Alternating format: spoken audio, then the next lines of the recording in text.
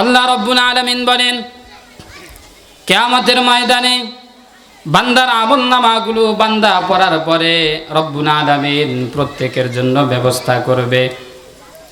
আল্লাহ তাআলা কোরআনের মধ্যে বলতেছে, কিয়ামতের ময়দানে 50,000 সানাতিম মিম্মা তাউদ্দুন, পৃথিবীর গণনা হিসাবে 50,000 বছর পর্যন্ত পুরা হাসরের ময়দানে দাঁড়িয়ে থাকতে হবে। পুরা হাসরের ময়দানে দাঁড়িয়ে থাকতে হবে। হাসরের ময়দানে যদি 50,000 বছর দাঁড়িয়ে থাকি, জান্নাত জাহান্নামে যাওয়ার আগে আল্লাহ তাআলা বিচার কার্যক্রম শুরু করবেন না। আল্লাহর কাছে কোনো বান্দা সুপারিশ করার মতো সুযোগ পাবে না। রব্বুল আলামিনের কাছে যে বলবে, আল্লাহ আমাদেরকে এইভাবে কষ্ট দিয়েন না, আমাদের বিচার কার্যক্রমটা শুরু করেন, আর এইভাবে দাঁড়িয়ে থাকার মতো আমাদের আর শক্তি নাই, এই কথাটা বলার কারো সুযোগ থাকবে না।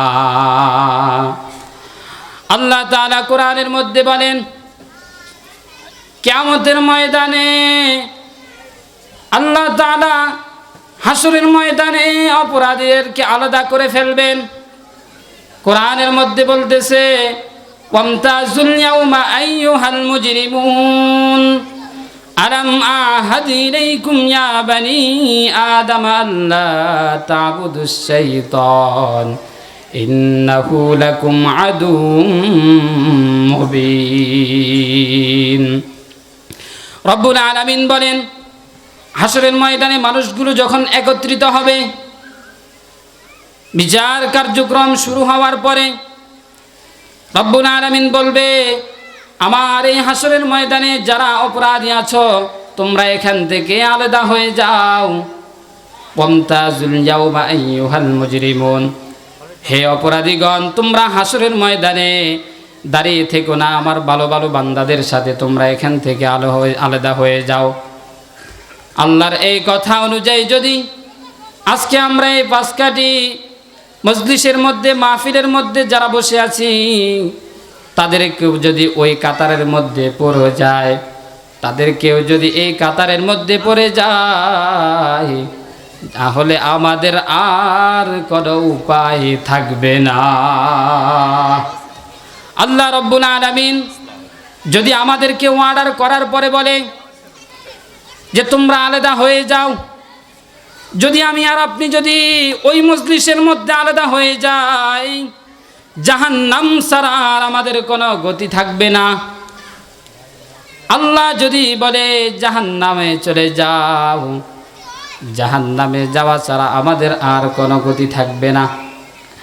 আল্লাহর হাবিব সাল্লাল্লাহু আলাইহি ওয়াসাল্লাম বলেন, পুরা হাসরের ময়দানে মানুষগুলো কাতরাতে থাকবে আর উলঙ্গ অবস্থায় দাঁড়াবে।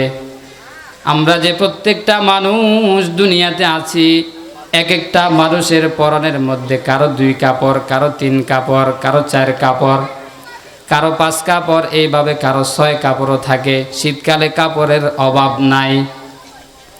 শীতকালের মধ্যে আমরা শরীরের মধ্যে যেন উষ্ণতা লাগে, গরম লাগে, এটার জন্য অনেক ধরনের কাপড় পরি। হাসরের ময়দানে মানুষের অবস্থা এমন হবে, হাসরের ময়দানে এমন করুণ অবস্থা হবে, যে অবস্থার কারণে মানুষগুলো, আল্লাহর হাবিব সাল্লাল্লাহু আলাইহি ওয়াসাল্লাম বলেন, উলঙ্গ অবস্থায় দাঁড়িয়ে থাকবে। আল্লাহর হাবিব সাল্লাল্লাহু আলাইহি ওয়াসাল্লাম বলেন, হাসরের ময়দানে প্রত্যেকটা মানুষের শরীরে কাপড় থাকবে না। এই কথা শুনিয়ে আম্মাজান আয়েশা সিদ্দিকা রাদিয়াল্লাহু তাআলা আনহা বলেন, ইয়া রাসূলুল্লাহি সাল্লাল্লাহু আলাইহি ওয়াসাল্লাম, ওই মজলিসের মধ্যে কি মানুষের লজ্জা হবে না? রাসূল আকরাম সাল্লাল্লাহু আলাইহি ওয়াসাল্লাম বলেন, দুনিয়ার মধ্যে যদিও উলঙ্গ থাকতে হলে লজ্জা হয়, আমরা যদিও দুনিয়ার মধ্যে উলঙ্গ অবস্থায় থাকি লজ্জা হয়, যাদের লজ্জা আছে, যাদের শরম আছে, তাদের দুনিয়াতে লজ্জা হয় কাপড় খোলা চললে, কিন্তু যাদের লজ্জা নাই তারা যত উলঙ্গ অবস্থায় চলবে তাদের কাছে আরো বেশি আরাম লাগে। কথা বলেন ঠিক কিনা? সমাজের মধ্যে এমন নর্তকী আছে ল্যাংড়া হয়ে নাচে, আছে না নাই? সমাজের মধ্যে বাজারে ঘাটে এমন বোরকা আছে, শরীরের মধ্যে এমন কাপড় আছে যেই কাপড়গুলো পরলে মানুষের শরীরের মধ্যে সব কিছু দেখা যায়। মহিলারা যদি দূর থেকে হাঁটে এমন এমন বোরকা পরে, যেই বোরকাগুলো পরার কারণে তার পাহাড় পর্বত যা আছে সব দেখা যায়। এমন কিছু বোরকা আছে ওই বোরকা দ্বারা কখনো পর্দা সম্ভব হয় না। ইসলামের বিধান হলো ঢোলা ঢালা বোরকা পরবে, ঢোলা ঢালা জামা পরবে, এটার মাধ্যমে পর্দা আদায় হয়। এক নতুন মাসালা শুনিয়া নেন, যেই মাসালার মধ্যে বলতেছে আপনি আটো সাটো জামা পরবেন। মহিলারা যারা আছে তারা একবারে টাইট ফিট জামা পরবে, তাদের জন্য হারাম। যদি তাদের ভাঁজগুলো দেখা যায়, ওই ভাঁজগুলো দেখানোর কারণে তাদের গুনাহ হবে। যেই পুরুষ দেখবে তার গুনাহ হবে, যেই পুরুষ আকর্ষণ করবে তার গুনাহ হবে, যেই মহিলাকে দেখবে তারও তো ওই পরিমাণ গুনাহ হবে। বলেন নাউজুবিল্লাহ। আল্লাহর হাবিব সাল্লাল্লাহু আলাইহি ওয়াসাল্লাম বলেন,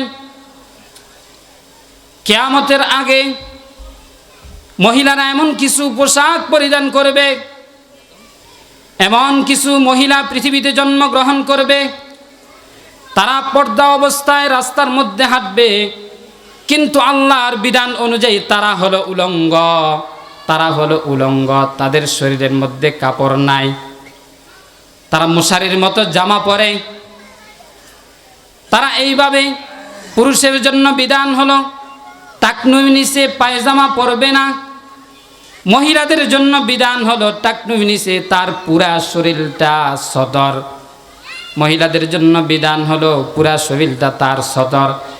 এক চুল পরিমাণ যদি দেখা যায় কিয়ামতের ময়দানে, ওই চুল পরিমাণ তাকে এর পরিমাণ তাহার পাহাড় পরিমাণ শাস্তি হয়ে যাবে। নাউজুবিল্লাহ। এবার চিন্তা করেন কি পরাইবেন মহিলাদেরকে? আপনি পরহেজগার, সেজদা দিতে দিতে মাথার মধ্যে মোটামুটি দাগ পড়ে গেছে, দুই হাঁটুর মধ্যে দাগ পড়ে গেছে, কিন্তু আপনার ঘরে আপনার বিবি, আপনার মহিলা, আপনার ঘরের মধ্যে আপনার ছেলের বউ, আপনার স্ত্রী, আপনার মেয়ে, এরা সবাই রাস্তা রাস্তা উলঙ্গ হাঁটতেছে। এইভাবে যদি আপনি 50,000 বছর নামাজ পড়েন, আপনার ওই নামাজ কবুল হবে তো দূরের কথা, কিন্তু যখন আপনি ঘরের মধ্যে শরীয়তের বিধান বাস্তবায়ন করবেন, তখন আপনার একটা সেজদা এইভাবে যদি আপনি একদিন পড়েন, আল্লাহ তাআলা আপনার ওই সেজদাকে সাথে সাথে কবুল করবে। সুবহানাল্লাহ।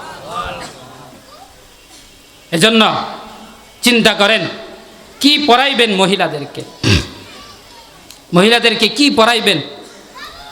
আপনি ঘরের মধ্যে সর্দার হয়েছেন, ঘরের মধ্যে আপনি বাবা হয়েছেন, নেতা হয়েছেন, কথাগুলো যদিও কষ্ট লাগে, কথাগুলো খেয়াল করবেন। আজকে বলে যাই, হতে পারে আর জীবনে নাও আসা হতে পারে, আপনারাও আপনাদেরকে সবাইকে নাও পাইতে পারি। এইভাবে সবাই চলে যাবে, কেউ এই দুনিয়াতে কি থাকবে না।